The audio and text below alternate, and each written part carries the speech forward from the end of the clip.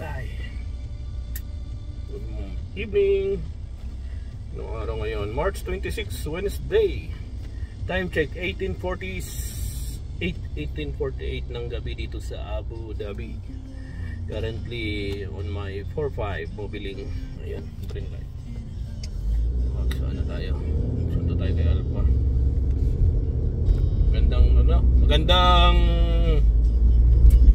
Magandang gabi sa inyong lahat yan. Magandang araw kung nasaan mang panig kayo ng mundo.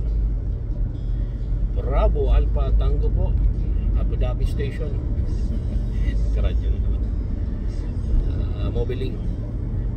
Sana pala natin yung headlight natin kasi gabi na, shitty na. Baka mapain tayo hindi tayo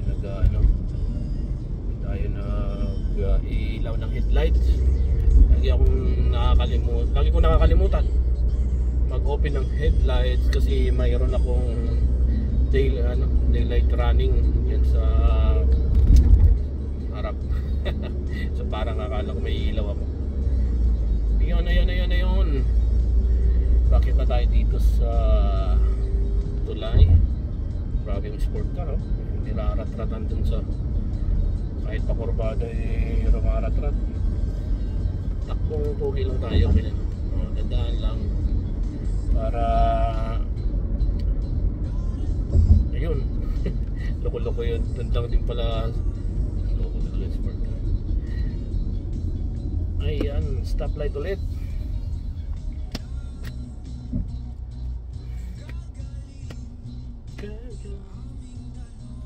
Sa aming dalawa, matras si Kuya, nakalagpas sa linya, stoplight, nakalagpas doon sa linya ng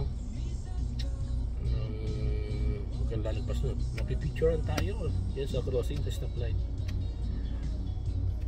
Ayan, oras na 6:50, time check 18:50, 100 hours military time. Kumusta? Daming picture ng mga natin, kaibigan natin, mga katatlong gulong, ka-TGP natin sa dyan sa nakita ko, Bulacan. Rizal area pala meron din.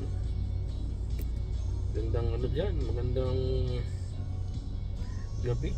Kung meron pang gising at naka-monitor, naka-open pala yung selo ko.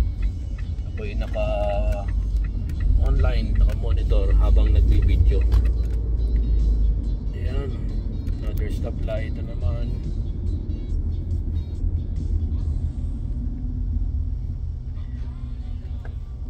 Zello is an application startup based in Austin, Texas, known for creating Zello applications. These applications function as push-to-talk, PTT. Zello apps are available for various platforms such as Android, iOS, BlackBerry, Windows Phone, Windows PC, rugged mobile devices, and two-way radios. This software allows users to communicate in real time with a walkie-talkie style interface over the internet, enabling large groups to talk regardless of distance. Zello is particularly popular during emergencies like natural disasters.